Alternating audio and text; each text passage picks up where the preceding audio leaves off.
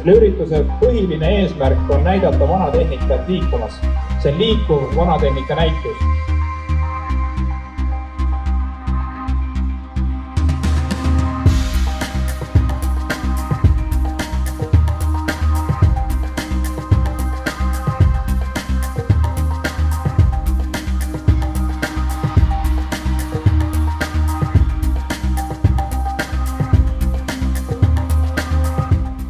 Logistiliselt on see muidugi ääretult keeruline.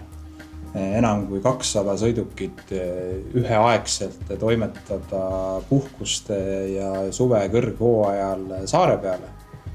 Et see võis olla Türil, kui sellised vanatehnika entusiastid kokku said seal ja arutati igasuguseid tähtsad küsimusi, kaasa arvatud vanasõidukite hindamine ja selline. Meie see maasool ei ole mitte selline jõukas ärimees, kes suudab endale osta mitukümmend rariteetset autot ja panna need endale muuseumisse seisma, vaid maasool selle tehnikapärandi hoidmisel on ikkagi iga selline mees, naine, noor, vana, kes mingisuguse sõitva sõidukiga sõidab ringi.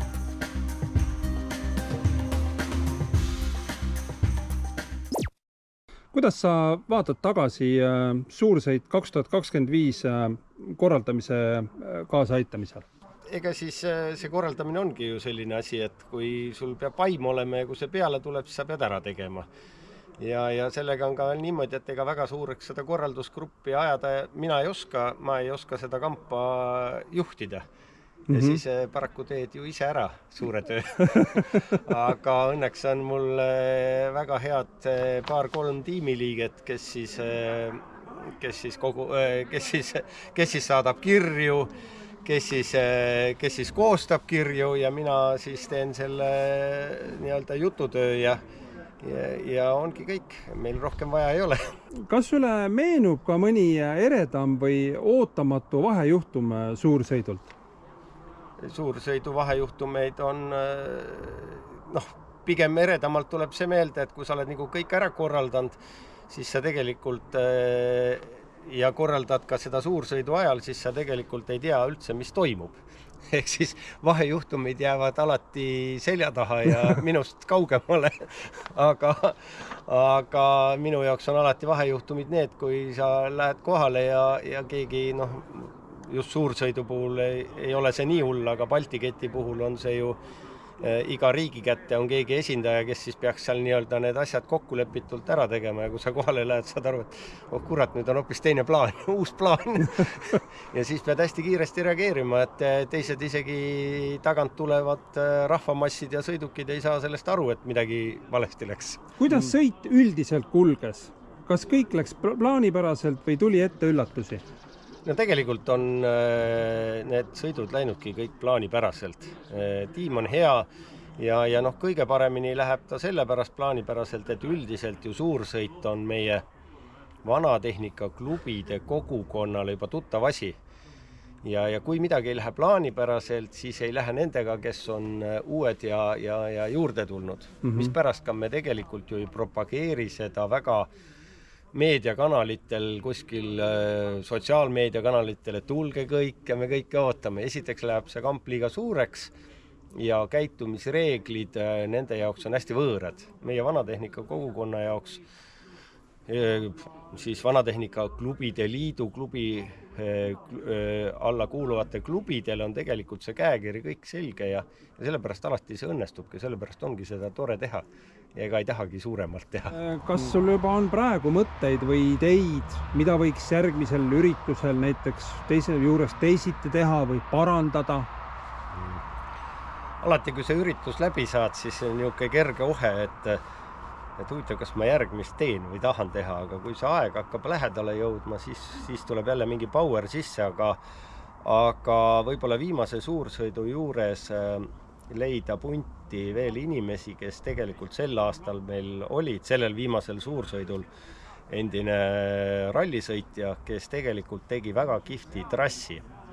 Mina võin need linnad ja näituseplatsid paika saada, aga see, missuguseid trasse pidi sõita, see et seda prooviks jätkata, selliseid eriti huvitavaid radu ja teid, kuhu tegelikult me võib-olla enamus ei satugi.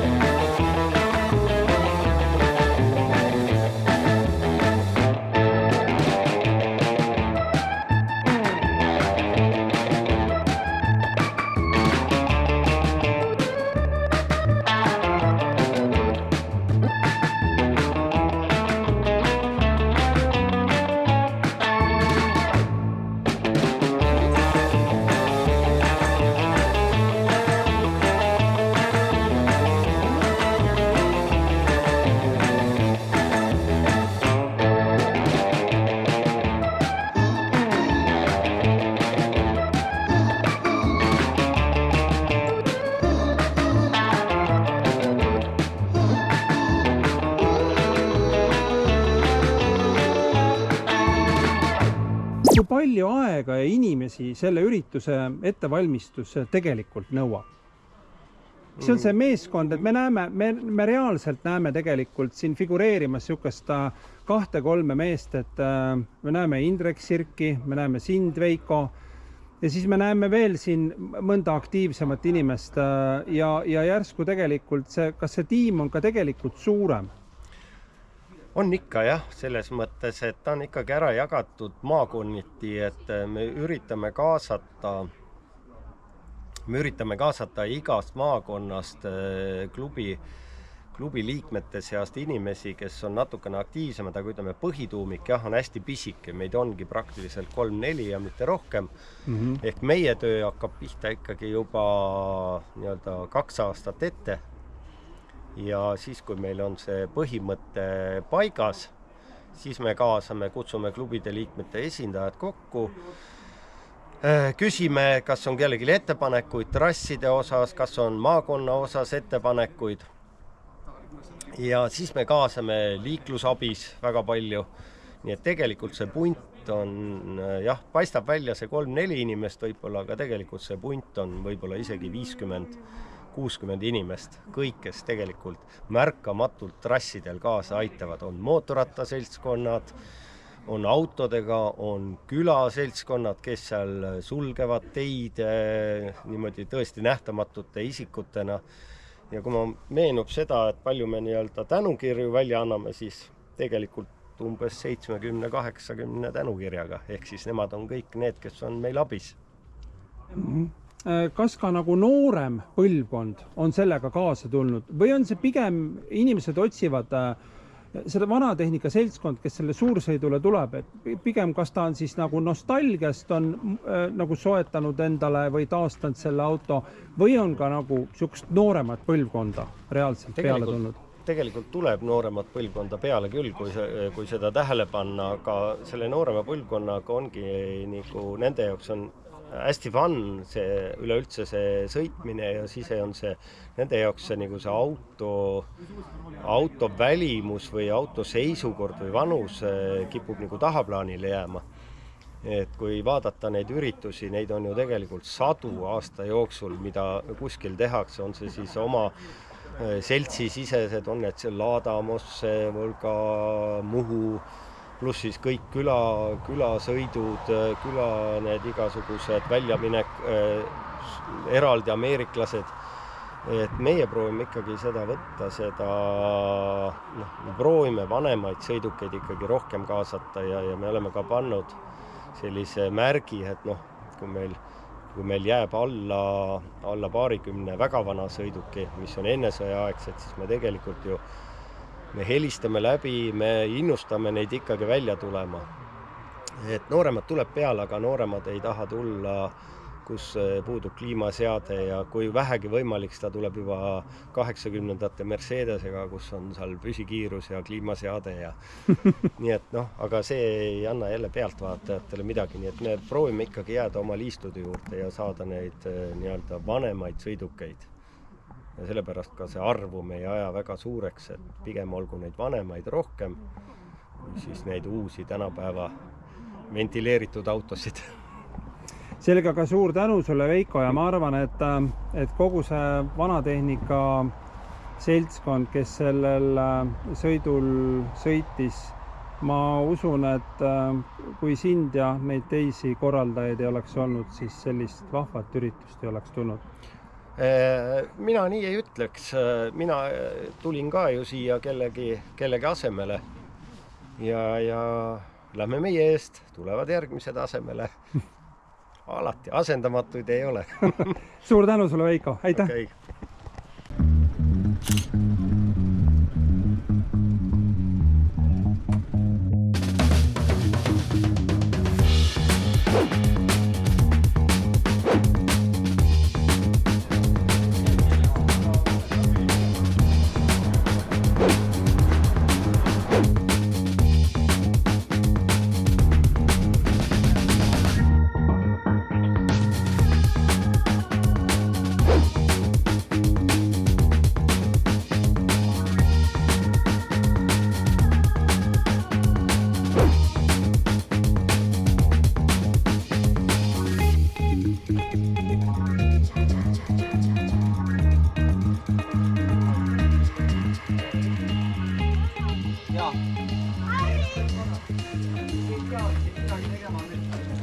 jätab kokku lihtsalt. Väike remont käib alati asja juurde, sellepärast et see poleks vana tehnika, kui see remonti ei vajaks. Mis sul täpselt juhtus?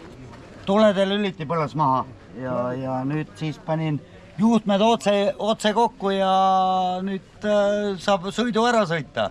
Väga hea. Et muidu kenekas laev liiga palju. Sinul... Tarbijaid on vaja. Jaa, tarbijat on vaja taha, et ta viskas mulle juba kohati siin 7,7 ette, et 6-voldine süsteem, et natuke paljuks. Seda natuke palju, jah. Selge, edu.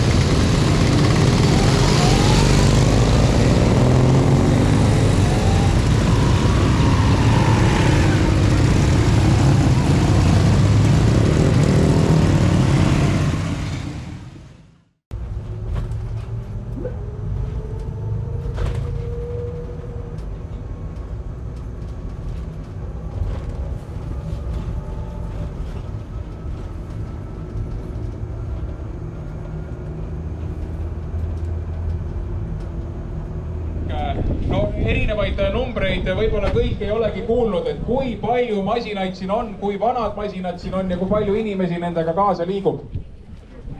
Ametlikult registreerinud osavõtjaid on 234 sõidukit, nendest umbes 60 mootorratast, umbes 20 veoautot ja buss ja ülejäänud on siis sõiduautod, aga mitte kõik siin platsi peal olejad ei ole ametlikult registreerunud, on ka selliseid kaasa tulnud ja kohalikke, mille üle meil on ka hea meel, et me neid ära ei aja. Kui platsi peale mahub, siis näitusele võivad kõik tulla ja ammugi on ju teeliiklusvaba. Osavõtjatest rääkides, siis kõige vanem sõiduk on meil siin rivis 1928. aastal valmistunud Ford A. Ja neid selliseid masinaid, mis on valmistunud enne teist suurt ilmasõda, on kokku siin 40. Nii mootorrattaid kui autosid. On väga haruldasi sõidukeid ja loomulikult on ka selliseid sõidukeid, mis meil kõigil tekitavad nostalgia. Ehk siis kõik 60-ndate, 70-ndate ja 80-ndate nii nõukogude tehnika, mis meile endal on ju tuttav nõukogude ajast, kui ka see tehnika, mida 90-ndatel hakati siia tooma või mida me filmides vaatasime kahetsusega, et miks meie sellistega sõita ei saa, need on kõik siin olemas. Nii et ma usun, et iga inimene leiab siit endale sellise sõiduki, mis tekitab tast sellise nostalgia tunde. Ja sinu eelmisele küsimusele jätkuks veel nii palju, et need suured vanatehnika üritused väga sageli lõppevad sellega, et osavõtjad ostavad tee pealt endale veel sõidukeid kaasa, sellepärast et ikka tullakse rääkima, et mul on ka kuuri all selline ja mul on sellised jupid. Selle ürituse põhiline eesmärk on näidata vanatehnikat liikumas. See on liikuv vanatehnika näitus. Ehk siis need ei ole mitte pukkide peal seisvad sõidukid, vaid need on tegelikult võimelised ka sõitma selle 700 kilomeetrit läbi. Nende omanikud on kõik head tehnikamehed, kes suudavad selle tehnikaga hoida sõitmas. Nii et nad ei ole sellised puhtad näituse eksponaadid, aga nagu te näete ka nende mustade registreerimismärkide järgi, siis tegelikult nii mõnegi puhul on küsimus, et kas ikka tasub lörtsida selles vihmas ajus seda, aga mehed tulevad välja, naised ka ja näitavad oma tehnikat. No vihm läheb kindlasti üle ja päike tuleb välja, kuivatab kõik katted ka ilusti kuivaks. Ja mul on sulle nüüd veel 2 küsimust. Esiteks, millise masinaga sina ise sõidad täna siin? Ja teiseks, mis oli sinu esimene masin? Kas selle masina nii-öelda tüüp on täna siin platsil ka, mis oli sinu esimeseks autoks? No mina sõidan 1938. aasta DKV-ga, mis seal mootorrataste ees seismas on. Meie pere lihtsalt on tegelenud ennesõjaaegsete autodega nii kaua, kui mina siin ilmas olen olnud. Minu isa oma esimese vana sõiduki hankis 77. aastal, kui ma olin vaid 1-aastane. Nii et ma olen tegelikult selle asja sees üles kasvanud. Minu esimene auto oli Fiat 127, mis oli päris minu enda auto ja mis tuli ise ära remontida. Ma täna siin täpselt sellist ei näe, aga vanatehnika üritustel juba võib ka neid kohata. Aga muu nimekiri on loomulikult siin seinast seina, väga kallistest autodest ka sellisteni, mis võib-olla tavaolukorras või sellel ajal, kui nad tarbesõidukid olid, tekitasid sellise vaese mehe tunde, siis täna on nad ilusasti üles vuntsitud ja näevad tõesti head välja. No ja loodame, et me ei pea järgmist korda siis veel 25 või 30 aastat ootama, et see masinapark uuesti siia jõuaks. Mul on veel või osalejatele teada, et kes veel ei tea, siis Kärdlas sööme me suppi. Ja supipajad on selle sissepääsu juures. Nii et minge sööge oma supp ära, sellepärast et nüüd tükk aega jälle süüa ei saa. Ja väljasõit siit on kell 14.00. Kohe, kui ihm järgi jääb.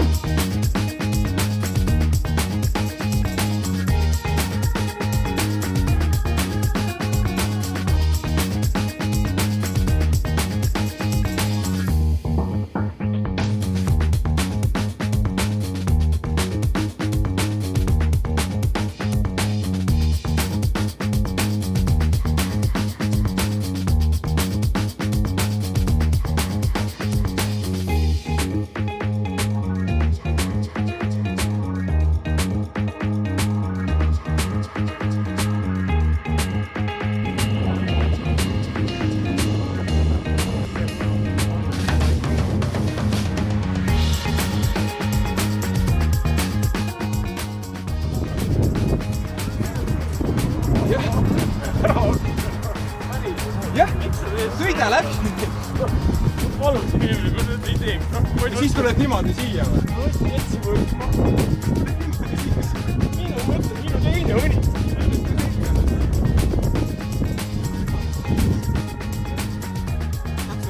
Katsu ära kannata. Nii pahe läheb.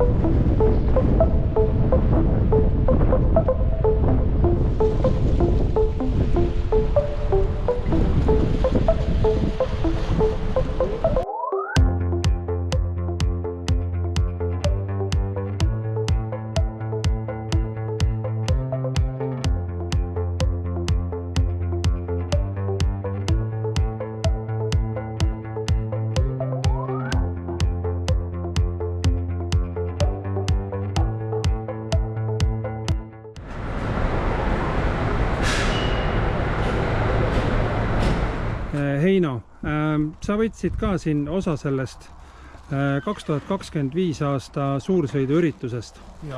Et seekord olid sa küll muidugi sissiroolis ja bussiga sa küll ei sõitnud, aga meil oli seal Sõru jahisadamas oli seal bussidega väike vahejuhtum, et uuemal Ikarusel oli seal mingi väike remondivajadus, et mis seal siis juhtus? Dünamo kammitsad olid lihtsalt natuke järele andnud ja siis olid Dünamo nihkunud natuke rihmaseibidest tahapoole, sest tal on lihtsalt ümarad kammitsad ja need poldid olid ilmselt juba nurgaks jäänud, ei olnud kinnitatud korralikult vist üle ja selle tagajärjel oli tarvis dünamo tagasi tõmmata oma rihmade peale panna, et rihmad saad peale panna ja oligi asi lahendatud ja kinnitasime ära ja seal rohkem probleemi ei olnud. Sul oli ka üks väga huvitav kogemus oli Hiiumaal oli praami peale sõites. Et sind seal suunati vasakusse pardasse ja kuhugi teisele korrusele, sinna nagu rõdukorrusele. Kas ei tekkinud korraks sellist tunnet, et ma ei mahu sinna või oled sa nii kindel juht oma või masinas kindel, et ei olnud nagu... Paistis silma järgi, et peab läbi minema ja ta läks kah, aga üldiselt ega ta oli küll äkki kitsas ja aga kõik niisugused võõrad kohad üle käia, see on absoluutselt tõde, et pead ikka jälgima korralikult. Veel hullem lugu oli, kui me käisime Soomes, kui ma pidin sinna teisele korrusele üles laeva sõitma maapinnalt juba ja kuskil see sildumise trepp oli kuskil üle ligi 90 kraadi, et pidid ikka manööverdama, et väikse suure autoga sinna minna, et ma ei tea, miks mind tookord sinna saadeti selle kaudu, aga ma sain sealt ka hakkama, saitsin sinna ka laeva peale, nii et eks selle sissiga on nii palju sõidetud ikka, et ikka silmamõõt ei peta, kui sa äkki lähed, siis pead arvestama nina pikkust ja kõiki muud. Aga aitäh sulle, Eino!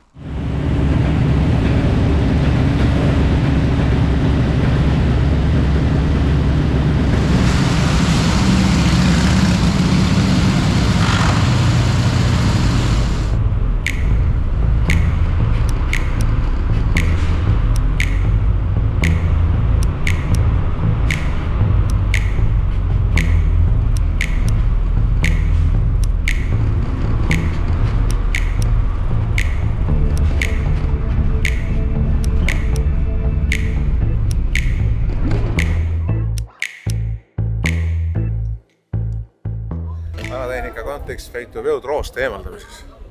Kui te olete eemaldanud õigele rooste õigetelt detailidelt, siis varsti saate endale ilusa sõiduauto. Nii et terasarjad kätte seltsinad. See on vahva see, et tegelikult vaatama on tulnud tee äärde inimesed lehvitamaks Eesti lippudega, mis tegelikult on väga-väga positiivne emotsioon kõikidel just sõitjatel. Aitäh kõigile pealtvaatajatele!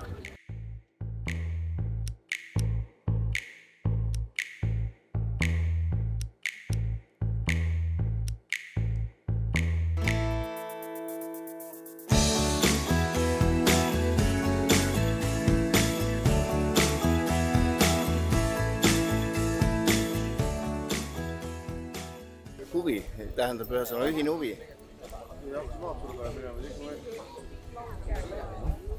Ühises huvis peitub jõud, fanatism tegelikult, et see ei ole kerge. Et need on sellised teistsugused, et kellele meeldib see vana tehnika ja kes sellega tegelevad.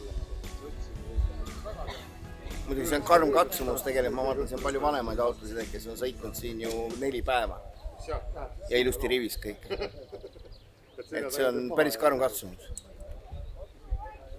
Et olla õnnelik praegust viimane päev ka rivis, kuigi oli tehnilise probleeme ka mulgi mitmeid kordi, aga ikka rivis.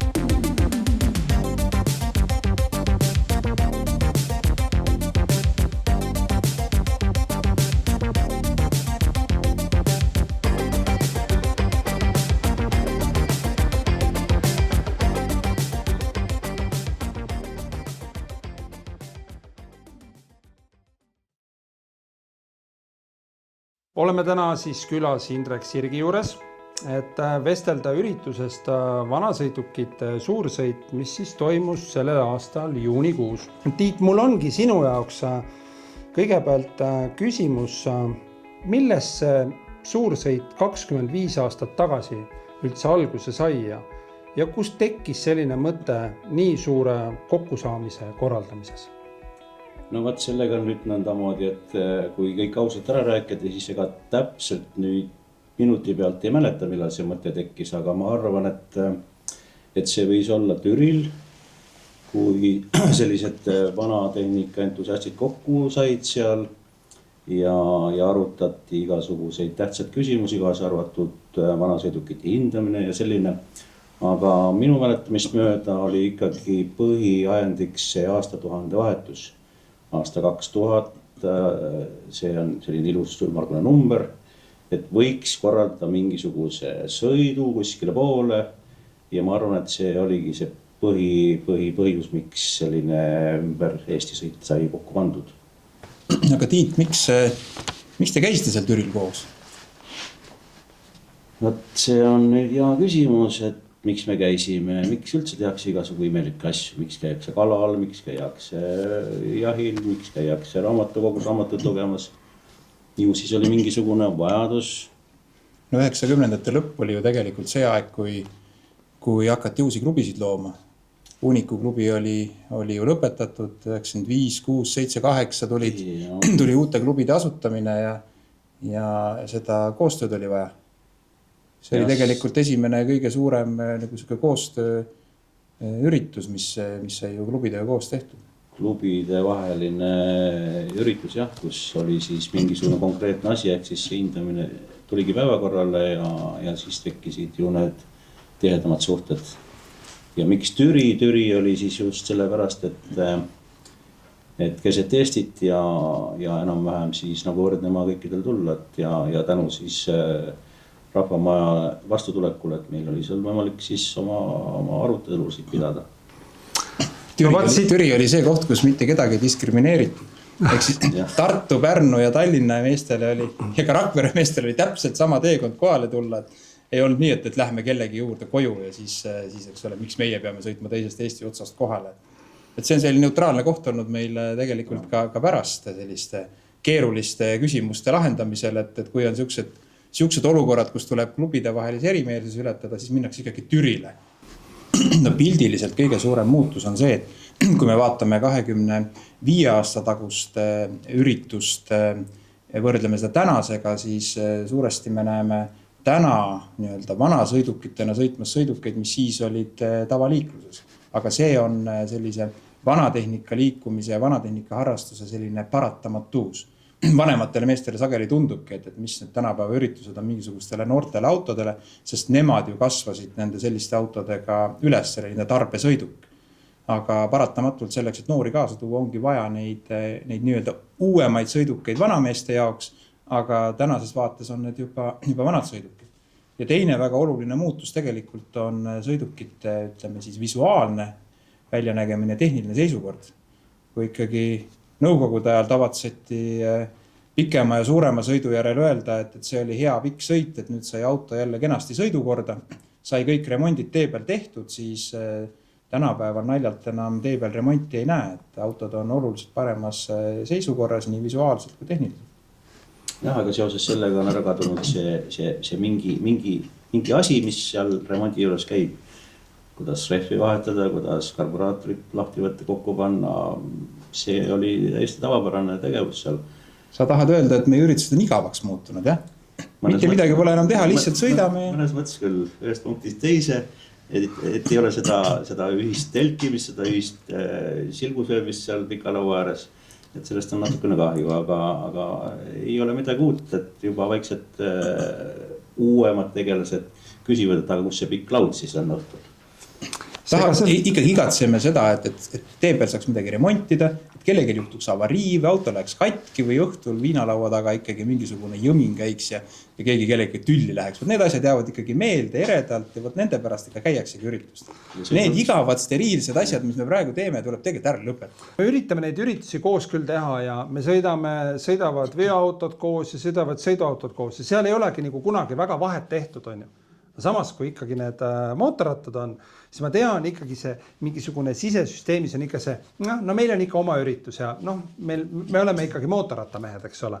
Ja ikkagi nagu üritatakse seda vahet ikka nagu, ikkagi nagu teha, Aga uskuge, Eestis on see asi veel väga hästi. Ongi nii, kui me läheme Lätti või Leetu, siis seda, et mootorrattad ja autod oleksid ühel üritusel, see on võimalik ainult siis, kui mõni üksik automees tuleb mootorratta üritusele lihtsalt, eks ole, või üksik mootorrattur läheb autoüritusele. Sellist, et tuleks nagu kogu klubi või kogu seltskond tuleks kokku.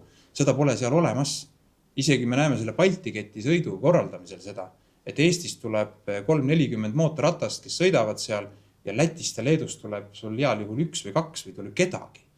Ehk siis neil on lõhe on nii tugev automeeste ja mootorrattameeste vahel, kuigi harrastajad võivad olla isegi samad, aga võtta ta hoiab seda distantsi seal sees. 80-ndatel olid kõik ikkagi ju, siis on see ikkagi jäänud nagu sellest perioodist ju siis nagu ikkagi nagu see ühtsus on jäänud ju. Ei, tegelikult ei ole jäänud. Ta on uuesti üles ehitatud, sest 80-ndatel oli ühtsus sellepärast, et oligi üks klubi ja justkui nagu valikut polnudki. Üks juhtimine ja üks juhtimine siis oli, et automehed ja veoautomehed ja mootorrattamehed te teete kõik, eks ole, kõik ühtse juhtimise all. Aga 80-ndate lõpus tegelikult jooksis juba Uniku klubi, võiks öelda niimoodi sektsioonidesse laiali. Ikkagi mootorrattasektsioon tegi oma asja, tekkis selline nii-öelda veoautosektsioon, kes hakkas oma üritusi tegema ja need üritused, mis oleks olnud nagu ühtsed ja koos, kus oleksid automehed ja mootorrattamehed koos olnud, neid enam 80-ndate lõpus praktiliselt ei olnud. Klubi esimesel 10 aastal oldi koos. Aga ütleme, pärast 100 sõitu oli ikkagi, kui oli üritus, siis oli see kas automeeste üritus või motomeeste üritus. Ja kui 94. aastal klubi Unik täiesti ära lõpetati ja uued klubid loodi, siis need olid ikkagi sellise suunitusega klubid, oli mootorrattaklubid ja autoklubid ja alguses see asi ei toiminud üldse. Et see on tegelikult, ütleme, selline väike ime ja väga suur selline ühisosa otsimine ja koostöö tegemine, et 90-ndate lõpus ja viimase 25 aasta jooksul on suudetud see vanatehnika seltskond hoida tegelikult ikkagi koos. Et oleksid need sama geneetikaga inimesed käiksid koos, mis siis, et üks tegeleb Zaporožetsiga, teine mingisuguse ennesõjaaegse BMW-ga, kolmas sõidab veoautoga ja 4. on mootorratas, aga nad on nõus tulema ühe laua taga kokku ja nad on nõus sõitma ühel üritusel koos, sest see on üks vanatehnika pärand. Seda ei saa niimoodi eristada. Tegelikult need suursõidud on ju ka kokku toonud, eks ole, et pole vahet, millega sa tuled, eks ole. Et see ongi see 3 päeva või 4 päeva, eks ole, et seal ongi kõik koos ja see on ka ilmselt liitnud kuigi palju seda seltskonda. Ja see ühisosa leidmine tegelikult käibki nagu pidevalt ka läbi nende ürituste. Et sa ei saa vägisi tuua kokku, sul peab olema see sisemine tahe. Samas, kui saate kokku, siis sa kohtud selle inimesega näost näkku, selle teise inimesega. Ja näed tegelikult seda, et tsiklimees ei olegi mingisugune lollakas elundidoonor või automees ei ole lihtsalt ülbik, eks ole, kes sõidab mootorratturist üle, vaid tegelikult on normaalsed mehed kõik ju. Naised ka veel. Sinul, Indrek, on olnud nüüd korraldada seda üritust juba 4 korral. Kuidas on üritus läbi sinu silmade aastate jooksul muutunud? Mis on välise poole pealt muutunud, on see, et see visuaalne pilt ja sõidukite tehniline seisukord on märkimisväärselt paranenud, et naljalt keegi enam tee äärde ei jää ja tee peal remonte ei tee. Autod on palju, mootorrattad ka on palju paremas seisukorras. Enamus autosid üle poole on juba musta numbriga vanasõidukid, mis on eraldi veel kvaliteedimärk. Et see on visuaalse poole pealt. Sisulise poole pealt, mis puudutab sellist korralduslikku tööd, siis ürituse korraldamine muutub üha keerulisemaks ja komplekssemaks. Et kui varem võis lihtsalt otsustada, et me kusagil teeme näituse, jääme seal tee ääres seisma kuskil külaplatsi peal või linnakeskuses, siis nüüd on vaja väga palju kooskõlastusi teha ja kokku leppida ja arvestada erinevate inimestega. Näiteks ka sellega, mis on meie ürituse üks olulisemaid märksõnu, et me püüame võimalikult vähe tavalisi inimesi segada. Suursõit on tegelikult meie jaoks selline meelelahutusüritus. Meie sõidame, lustime, teede peal lehvitame inimestele, kellel aega on ja kes viitsivad nüüd teere tulla vaatama. aga tegelikult nende samade teede peal sõidavad inimesed, kellel on vaja kellaajaliselt kohale jõuda, kellel on vaja mingi oma töö teha ära. Ja seetõttu me valime võimalikult väikesed teed, valime sellised ajad, sellised kohad, kus me tavainimesi väga ei segaks. Ja organisatoorse poole pealt muidugi ääretult oluline on see, et see nii-öelda juhtgrupp, kes siis asjadega tegeleb, on tegelikult nagu sellise rolliga, et me püüame olla liim, mis siis erinevaid ühikuid nii-öelda ja organiseerijaid liidab ja täita neid lünkasid, kus me ei ole leidnud sellist teist korraldajat. Väga oluline sellise suure ürituse korraldamisel on ka see, et kui sa elad Tallinnas, Pärnu Jaagupis või Tartus, siis üsna keeruline on ajada asju kusagil Pärnus või Hiiumaal. Hea on, kui sul on seal kohalik harrastaja olemas, kes tunneb esiteks kohalikke olusid, kus üldse sõita ja kus näitust teha, kes tunneb kohalikke inimesi, kohalikke võimukandjaid ja kes aitab seal koha peal seda korraldada. Et see kõige paremini üritus kukubki välja siis, kui meil on see nii-öelda, seda ei ole ilus öelda, kui altpoolt initsiatiiv või siis koha pealt initsiatiiv, kes meile kaasa aitab. Ja siis on ainult rõõm neid pusletükikesi kokku liimida ja see sõit ära sõita, sest suures plaanis on sõit organiseeritud, ütleme, nädal aega enne sõitu. Siis enam midagi muuta ei saa, see on nagu ookeanilaev. Kui siis on marsruut paika pandud, ajakava on paika pandud, asjad on kokku lepitud, siis see, et tuleb eksprompt mõte, aga sõidaks pool tundi varem välja. Või see tee ei ole tegelikult päris hea, seal on mingi, ma ei tea, remont või midagi on juhtunud, sõidame mingit teist teed kaudu. Seda ookeanilaeva enam ei pööra sellel viimasel hetkel. Ja see on ka tegelikult sõnum kõigile osavõtjatele. Kui mõnikord tundub, et seisame siin platsi peal, et juba oleme päris pikalt seisnud, ilmgi kisub kehvaks, eks ole. Et läheks sõidaks veerand tundi varem välja või pool tundi varem välja, ei saa. Väga lihtsal põhjusel. Ja see eristab Eesti vanatehnika ürituste kultuuri meie ümbritsevatest riikidest, eriti lätlastest ja leedukatest. Me peame ajakavast kinni piinliku täpsusega. Piltlikult öeldes minuti täpsusega sõidame välja. Kes on nendel suurtel sõitudel osalenud, need võivad isegi kella pealt vaadata, teinekord tundub, et sekundi täpsusega hakkab see juhtauto liikuma. Ja sellel on väga lihtne põhjus. Me oleme loonud usaldussuhte meie rahvaga, meie inimestega, kes teavad, et kui me lubame sellel kellaajal jõuda kuhugi kohale või sõita kas või mõnest väiksemast külast läbi, siis me ka tuleme sellel kellaajal. Me ei jää veerand tundi hiljaks ja me ei tule pool tundi varem, et tuleb inimene välja, autod on juba ära läinud või ootab seal tee ääres ja kedagi ei tule. Kolonn on loomulikult ju pikk, jah. Seda võib vaadata seal pool tundi või teinekord 3 tundi, kuidas autod tilguvad. Aga see näitus, see liikuv muuseum algab kokkulepitud kellaajal. Ja kui me sellest lubadusest peame kinni, siis me näeme ka edaspidi tee ääres palju inimesi. Ega selliste ühiste asjade korraldamisega ongi nii, et ega selliste ühiskondlike funktsioonide täitmisel või ürituste korraldamisel keegi palka ei saa. Et see tasu, mis sa saad, ongi see tänutunne ja rahulolu tunne, et see asi ja see üritus on õnnestunud. Ja seetõttu need inimesed, kes on panustanud sellesse sõitu, sellesse ürituse korda minekusse, me ei saagi enam teha, kui öelda neile lihtsalt aitäh. Ja ainukene viis, kuidas me neid kuidagimoodi kokku saame lugeda, ongi siis see, et kuna see lihtsalt soe käepigistus võib jääda äkki väheks või tahaks enda jaoks ka seda talletada, siis 2025. aastal 74 erinevale inimesele ja organisatsioonile kirjutasime tänukirja. Aga tuleb arvestada, et see organisatsioon võib olla ka mingisugune motoklubi või lihtsalt vanatehnikaklubi, kus on veel omakorda taga hulk inimesi, kes tegelikult seda abi osutasid ja selles organiseerimistöös kaasa lõid, et niimoodi sai see kett kokku ilusasti.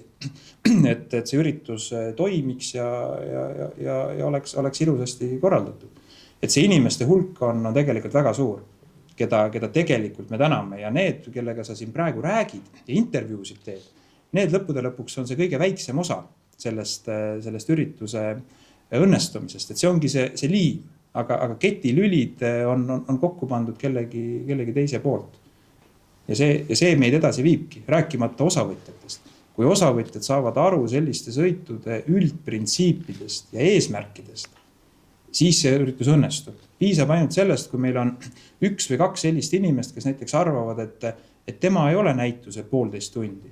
Tema tahab olla tund aega ja siis minna näiteks kuhugi kohvikusse, sõita ära. Ja meil tekib kohe segadus ja arusaamatus. Et keegi sõidab ära, kas keegi teine hakkab nüüd ka ära sõitma, rahva vahel liigutakse autodega või mootorratastega. Et see distsipliin on väga oluline ja seda me oleme aastate pikku kogu aeg kasvatanud.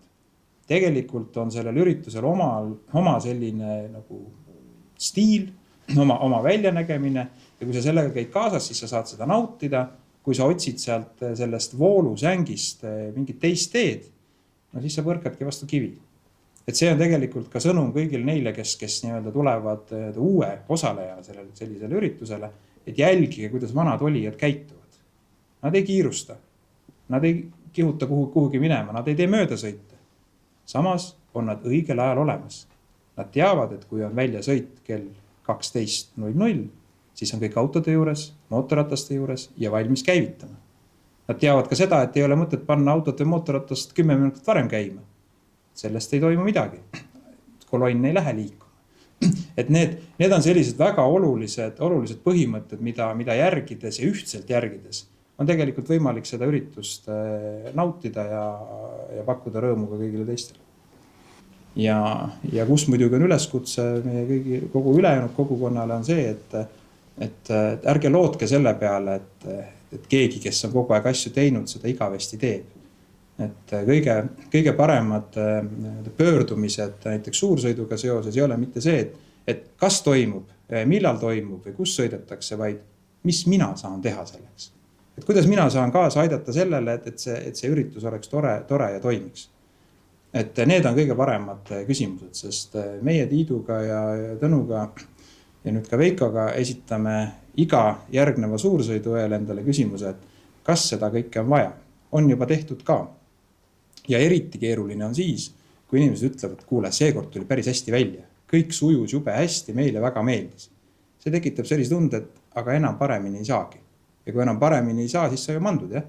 Arengut pole. Järelikult on vaja selliseid inimesi, kes teeks paremini. Nii et meie ise sealt sees tunneme küll, et arenguruumi on veel kõvasti ja mida rohkem abilisi, seda paremini me seda kõike saame teha. Ja ega meie Tiiduga ei tea, kas me 2030 üldse midagi. Ja me oleme mitu korda küsinud, et aga kas tõesti keegi korraldab või? Jah, tegelikult tahaks osaleda. See oleks jube kihvt, kui saaks suursõidul ka osaleda. Mina ei ole näiteks niimoodi normaalselt osaleda saanud, kuidas sul on läinud? Esimesel suursõidul pool aega sain osaleda. Siis kui läks allakirjutamiseks, siis läks jamaks juba. Aga esimene pool oli täitsa tore. No, logistiliselt on see muidugi ääretult keeruline. Enam kui 200 sõidukit üheaegselt toimetada puhkuste ja suve kõrghooajal saare peale. Aga selleks peab olema natukene nutikust ja võib-olla ka natukene head õnne, et korraldada see asi ära niimoodi, et see toimib, sest üksinda me võime ju kõik sõita, kui jääme praami pealt maha, mis seal ikka.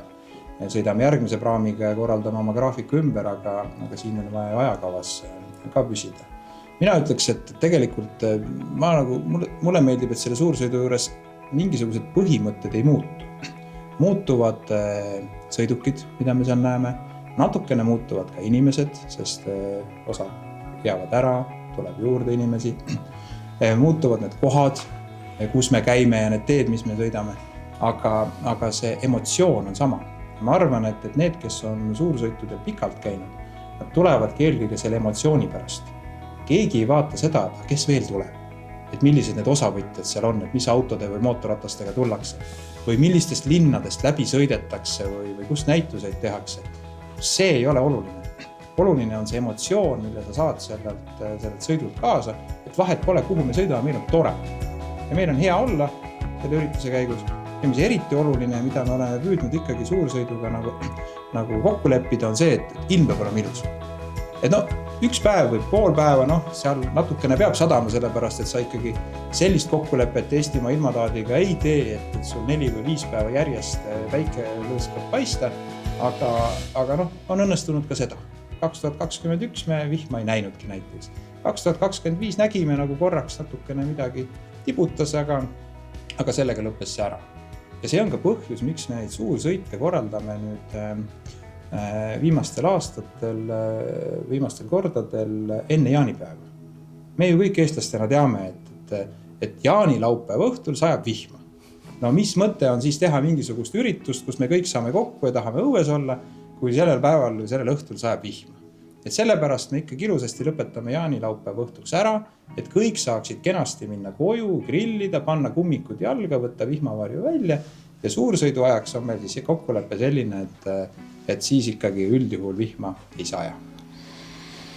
Ja see kokkulepe on pidanud? Üldiselt ta peab jah, et kui ta vahest ka natukene sealt ähvardab, siis tuleme toime. Saavad hakkama ka mootorratturid ja saavad kabriolettautodega hakkama ja küll me ära kuivame siis. Meie see maasool ei ole mitte selline jõukas ärimees, kes suudab endale osta mitukümmend rariteetset autot ja panna need endale muuseumisse seisma, vaid maasool selle tehnikapärandi hoidmisel on ikkagi iga selline mees, naine, noor, vana, kes mingisuguse sõitva sõidukiga sõidab ringi. Sest see jagab selle asja ühtlasemalt ära ja võt nende jaoks on vaja seda liikuvat vanatehnika muuseumi meil korraldada, et neil oleks kuhugi minna selle vana sõidukiga sõita.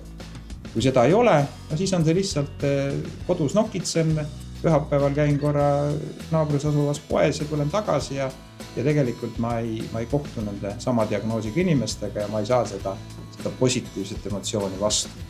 Selleks on neid suuri sõite vaja. Ehk siis inimene tuleb sõidule selle pärast, et seda nautida, tuleb selle pärast, et näidata midagi erilist, mitte selleks, et lihtsalt mugavalt osaleda. Ma tooks teise näite, ma olen päris mitmete harrastajate puhul näinud seda, et nad on aru saanud, et tegelikult sellisele üritusele tulla näiteks 80-ndate mugava Mercedesega, millel on konditsioneer sees, väga mõtet ei ole. Ja aru saavad nad selle siis, kui toimub selline kolonnis sõit, tee ääres on rõõmsad inimesed, nad on tulnud diivanite, tugitoolidega välja, nad on endale pannud morsikannud välja, kellel on õllekann käes, lipud on kaasas ja lehvitavad ja siis sa sõidad oma 85. aasta S-klassi Mercedesega, millel on konditsioneer sees, mis on väga mugav ja vaikne ja vaatad siis, kuidas need inimesed tee ääres lehvitavad. Ees sõidavad sul võib-olla moškitsud ja zaporožetsid ja inimesed hüppavad püsti, lehvitavad neile. Kui sina neile lähened, siis käed langevad alla ja vaadatakse kuhugi kõrval. Ja siis vaatad peeglist, kuidas jälle käed tõusevad, inimesed hüppavad ja tervitavad, sest taga seal tuleb mingisugune Datsun või Opel, mis tekitab inimestes taas selle emotsiooni. Ehk siis see üleskutse tegelikult nendel sõitudel osalemiseks on see, et tulge võimalikult erilise, võimalikult vana tehnikaga, sest see tekitab ka pealtvaatajate emotsiooni. Ärge tulge mugavust taga ajama, sest nende suurte sõitude üks printsiip on ka see, et kaasa peab saama sõita nii 89. aasta Bentley'ga, mis on mugav ja konditsioneeriga, kui ka 29. aasta Ford A-ga. See trass ja see teekond ja need olud peavad olema mõlemale vastuvõetavad. Ja kui ta on vastuvõetav sellele 29. aasta Ford A-le, et ta saab selle oma kiiruse, tempoga ja peatustega selle läbi sõita, siis ei pea tulema uue mugava autoga sinna. Tulge ikkagi võimalikult vanade autodega, sest nii pakume me nii endale kui ka pealtvaatajatele rohkem emotsioone. Oskad sa sellele, Indrek, sina vast, oskad panna mingi lõppsõna sellele asjale?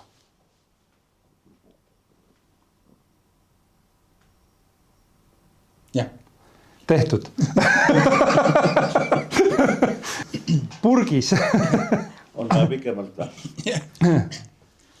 Vanatehnika harrastusega on niiviisi, et see ajas areneb.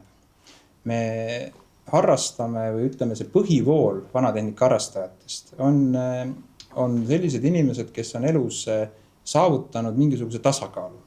Saavutamine ei tähenda seda, et sa oled saanud jõukaks või midagi sellist, aga sa oled sellise vaimse tasakaalu saavutanud, kus sa ei pea enam muretsema üksnes olmeliste asjade pärast.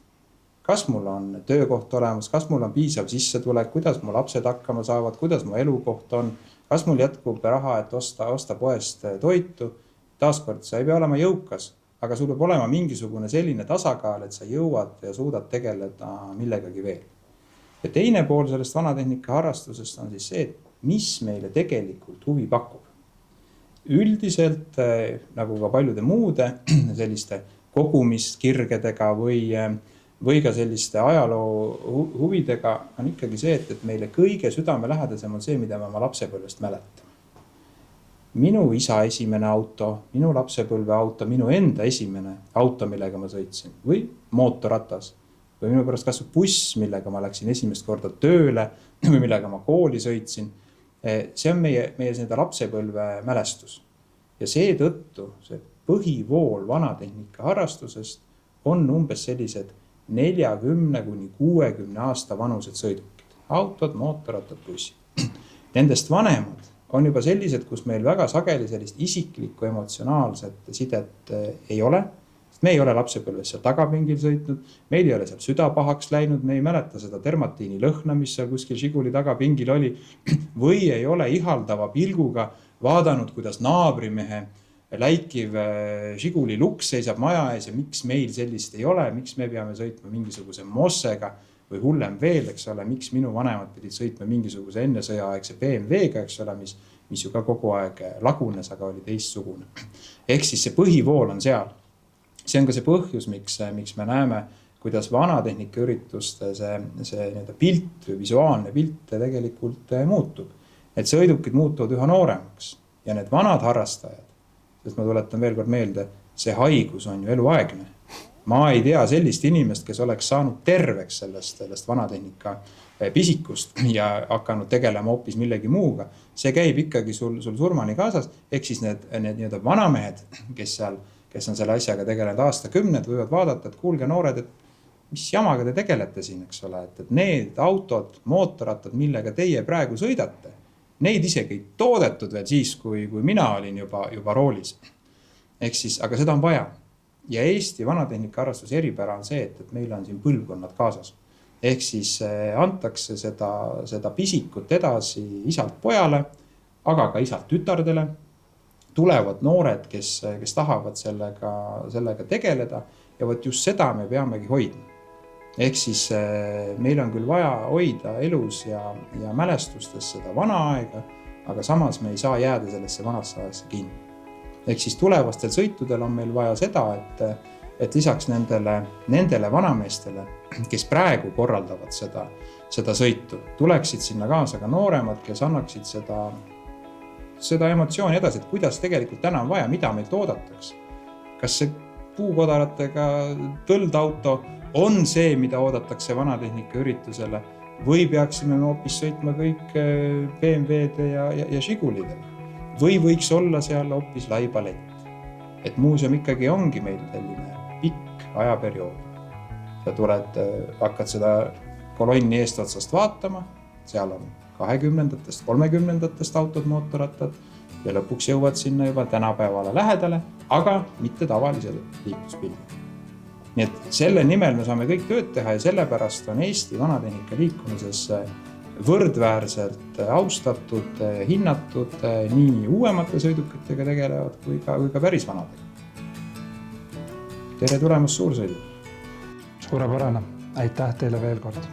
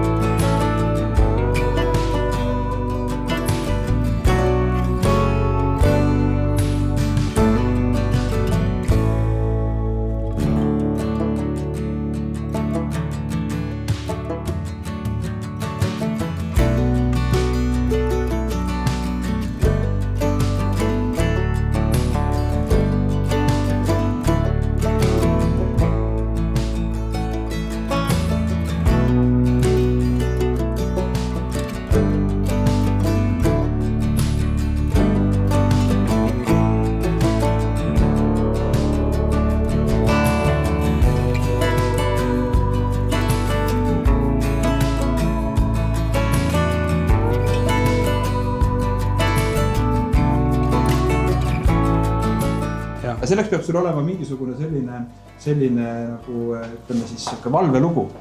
Minul on minul on karu ja jänese lugu. Ma seda ütlen kodus, et mingisugune seltskond on, eks. Et kas ma võin oma karu ja jänese lugu rääkida, siis naine võtab kahega peast nii, et ära jumala pärast hakka jälle pihta, eks ole. Aga mis ma räägin? Tahate kuulda karu ja jänese lugu? No ikka tahame. Jänes sõidab rongis ja jääb tukkuma. Kui üles ärkab, siis näeb, kurat, kohver läinud. Ei ole kohvrit, no. Käib ringi mööda seda vagunit seal ja küsib, kus mu kohver on, ühe ja teise käest küsib ja keegi tee välja, kõik vahivad kuskile kõrvale, eks ole, midagi ei vasta. Lõpuks siis Jänes hüppab jalgadega pingi peale, ütleb, et kui ma kohe kohvrit tagasi ei saa, siis läheb nii nagu eile. Kõik on vaits, lõpuks hakkab karu nihelema, tõmbab selja tagant kohvri välja, annab tagasi. Jänes võtab kohvrit, tõb maha. Karu küsib, aga mis eile juhtus? Eile ei saadki kohvrit tagasi.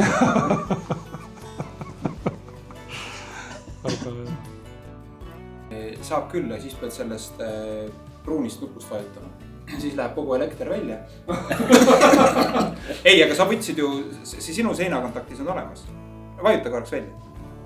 Sinu seinakontakti jäi ju elekter alles, me proovisime seda. Millist? Veel vasakule seina peal, jah.